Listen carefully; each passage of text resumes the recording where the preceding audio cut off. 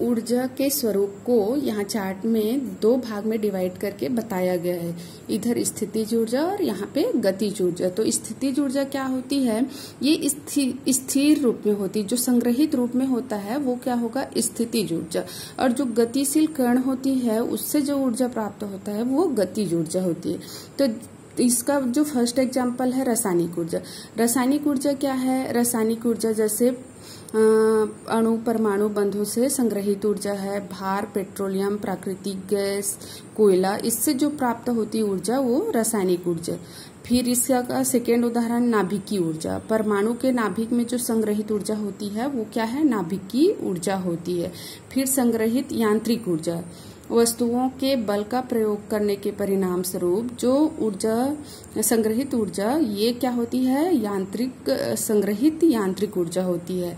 जैसे ये स्प्रिंग का यहाँ पे डायग्राम में दिखाया गया है। गुरुत्वीय ऊर्जा, गुरुत्वीय ऊर्जा क्या होती है, स्थान अथवा स्थिति की ऊर्जा को हम गुरुत्वीय ऊर्जा बोलते हैं। जैसे किसी जल विद्युत बांध के पीछे क्या होता है, जलाशय में जल संग्रहित होती है, लेकिन ये जो स्थितिज गुरुत्वीय ऊर्जा है, जल का संग्रहित होना एक जगह क्या है, स्थितिज गुरुत्वीय ऊर्जा। अगर उसमें हम टरबाइन चला के विद्युत ऊर्जा में इसको कन्वर्ट करते हैं तो वहां पर गतिज ऊर्जा भी प्राप्त होती है। इस प्रकार से फिर सेकेंड गतिज ऊर्जा। तो गति यह क्या है, यह कण के गति के कारण जो ऊर्जा प्राप्त होती है उसको गतिज ऊर्जा कहते हैं। जैसे विकिरण, यह विद्युत चुंबकीय ऊर्जा है जो अनुप्रस्थ तरंगों की गति करती है। विकिरण ऊर्जा के दृश्य प्रकार एक्सरे, गामा किरणें, रेडियो आदि इसका एग्जाम्पल है। फिर तापीय ऊर्जा, तापीय ऊर्जा पदार्थ की आंतरिक ऊर्जा है। यह पदार्थ के भीतर परमाणु और अणु के कंपन एवं गति है। जैसे भूतापीय ऊर्जा, तापीय ऊर्जा इसका उदाहरण है। फिर गतिज ऊर्जा, गतिज ऊर्जा क्या है, जैसे पवन चक्की आप लोग देखे होंगे तो हवा के टकराव से जो क्या होती, पत्ती घूमती है। तो यहाँ पर एक गति होने के कारण जो ऊर्जा प्राप्त होती है, फिर इस जो ऊर्जा है गतिज ऊर्जा है उसको विद्युत ऊर्जा में कन्वर्ट करके विद्युत प्राप्त की जा सकती है। उसी प्रकार से यहाँ पे क्या दिखाई दे रहा है, पानी दिखाई दे रहा है ना, वाटर दिखाई दे रहा है, जिसको एक बांध में क्या करते हैं, स्टोर करते हैं और यहाँ टरबाइन चला के गतिज ऊर्जा से फिर उसको विद्युत ऊर्जा में बदला जा सकता है। तो इस प्रकार से पवन और जल विद्युत ऊर्जा प्राप्त होती है।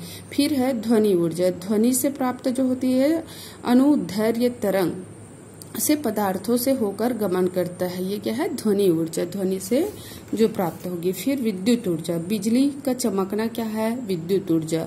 विद्युत ऊर्जा के उदाहरण इलेक्ट्रॉन की गति और इलेक्ट्रॉन की गति विद्युत ऊर्जा का उदाहरण है। तो इस प्रकार से स्थितिज और गतिज ऊर्जा का यहाँ पे अलग अलग एग्जाम्पल दिया है जिसको आप लोग नोट से बना सकते हैं। फिर आगे है रूपांतरण। रूपांतरण में क्या, रूपांतरण नाम से ही स्पष्ट है। रूपांतरण क्या होती है, जब रूप में ऊर्जा का रूप में परिवर्तन होता है तो वो क्या होगा, रूपांतरण होगा। तो यहाँ पे कुछ निर्जीव वस्तु के बारे में बताया गया है, जैसे कि पत्थर है, पत्थर होती है, हवा है, पानी है, तो ये क्या है, निर्जीव है। इसको मतलब इसका स्थान परिवर्तन करने या इसमें गति लाने के लिए क्या करना पड़ती है, इसको हिलाना, तोड़ना आदि, इसमें मतलब बाह्य ताकत या ऊर्जा देनी पड़ती है ना। तो क्या होती है, जब हवा का तेज झोंका पेड़ों को गिरा सकता है या बहता हुआ पानी जहाज को आगे ढकेल सकता है, गुलेल द्वारा फेंका हुआ पत्थर किसी दीवार में टकरा के गड्ढा कर सकता है, क्योंकि गतिशील चीजें कार्य कर सकती है। इसीलिए गतिशील पदार्थ से एक निश्चित ही कोई ऊर्जा होगी, निश्चित ही उसमें क्या होगी, कोई ऊर्जा होगी। इसे गतिज ऊर्जा या काइनेटिक एनर्जी कहा जा सकता है। गतिशील ऊर्जा या गतिज ऊर्जा क्या होती है, देखो हवा, पत्थर, पानी क्या होती है, स्थिर अवस्था में होती है ना। लेकिन जब हवा का झोंका आता है तो बड़ा सा बड़ा पेड़ क्या होता है, टूट जाता है, या जब पानी की बहाव आती है तो बहुत ही विशाल चीज भी आगे बह के चले जाता है। तो ये इसके पीछे क्या रीजन होगा, तो यही ना कि उसमें किसी न किसी रूप में क्या होता है, ऊर्जा होती है। जो ऊर्जा के कारण क्या होती है, वो आगे बढ़ पाती है। तो उसी को हम क्या बोलते हैं, गतिज ऊर्जा या काइनेटिक एनर्जी कहा जाता है। फिर यहाँ पे स्थितिज ऊर्जा के बारे में दिया गया है। एक पत्थर की कल्पना करें तो पहाड़ी के सिरे पर स्थित है। हवा का एक तेज झोंका उसे हिला सकता है। जैसे जैसे ढलान पर नीचे ढुलकता है तब गतिज ऊर्जा आ जाती है। गिरती हुई वस्तु की जब नीचे की ओर आती है तो तेजी से गिरता है। अंत में तेज गति का पत्थर जब जमीन से टकराता है तो वह कुछ काम करता है, जैसे वह किसी अन्य वस्तु को चकनाचूर कर सकता है। जब किसी भी वस्तु को आप ऊपर उछालते हो तो वो नीचे गिरती तो क्या होता है, नीचे आके वो किसी वस्तु से अगर टकराएगी तो वस्तु टूट जाती, चकनाचूर हो जाती। तो ये क्यों होता है? क्योंकि उसकी जो स्थिति जैसे जैसे परिवर्तन होते जाती है उसमें ऊर्जा का बदलाव आते जाता है, और जैसे ही वो किसी चीज से टकराती है तो उसमें एनर्जी तेजी से आ जाती है और वो वस्तु चकनाचूर हो जाती है। वस्तु जमीन से जितना अधिक ऊंचाई पर क्या होती है, फेंकी जाती है, जितना ऊंचाई पर वो जाएगी उतना ही अधिक दूर पर वो क्या होती है, गिरेगी, उतना ही अधिक उसमें स्थितिज ऊर्जा, उसकी स्थिति जितना ही परिवर्तन रहेगा वो क्या है, उसकी स्थितिज ऊर्जा है ना। आप उसको जिस स्थिति में जैसे ऊपर जितना ऊपर उछालोगे उतना ही वो नीचे आते समय उसकी जो स्थिति के अनुसार उसमें ऊर्जा आते जाएगी, तो क्या होती है, तेजी के साथ ऊर्जा में भी परिवर्तन आते जाता है। तो उसकी स्थिति के अकॉर्डिंग उसमें ऊर्जा परिवर्तन हो रहा है, वही क्या है, स्थितिज ऊर्जा। यहाँ पर हमें यह समझना है कि गतिज ऊर्जा और स्थितिज ऊर्जा कई प्रकार से हो सकती है।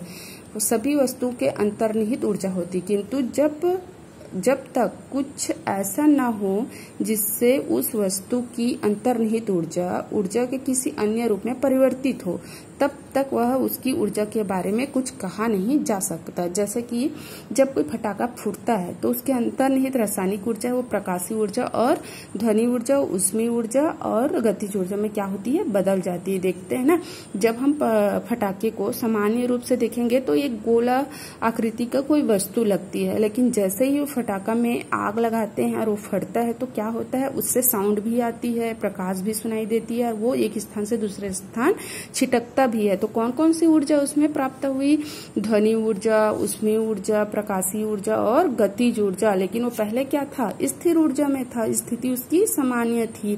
तो इस प्रकार से हर वस्तु में ऊर्जा का रूप जो है क्या होती है, परिवर्तन होते रहती है, वो स्थिति के अनुसार परिवर्तन होते रहती है, उसी को यहाँ पे बताया गया है। इस वाले सारणी में वस्तु यहाँ पर जो संग्रहित ऊर्जा है, किसी भी वस्तु में क्या होती है, ऊर्जा संग्रहित रहती है, तो किस रूप में संग्रहित है और उसको उस ऊर्जा को प्राप्त करने के लिए क्या करना पड़ता है उसको यहाँ पे बताएंगे। फिर संग्रहित ऊर्जा का प्रारंभिक रूप, वो प्रारंभिक रूप में किस रूप में है और उसका रूप परिवर्तन होके वो किस रूप में आता है। जैसे कि यहाँ पे फटाके का एग्जाम्पल दिए ना, जब फटाका सामान्य अवस्था में था तो उसके अंदर क्या था, बहुत सारी रासायनिक ऊर्जा अंदर में स्थिर था, स्थितिज ऊर्जा में था, है ना, स्थिर था, रासायनिक ऊर्जा भी उसमें था। वो कौन से इसमें आएगा, इसमें आ जाएगा।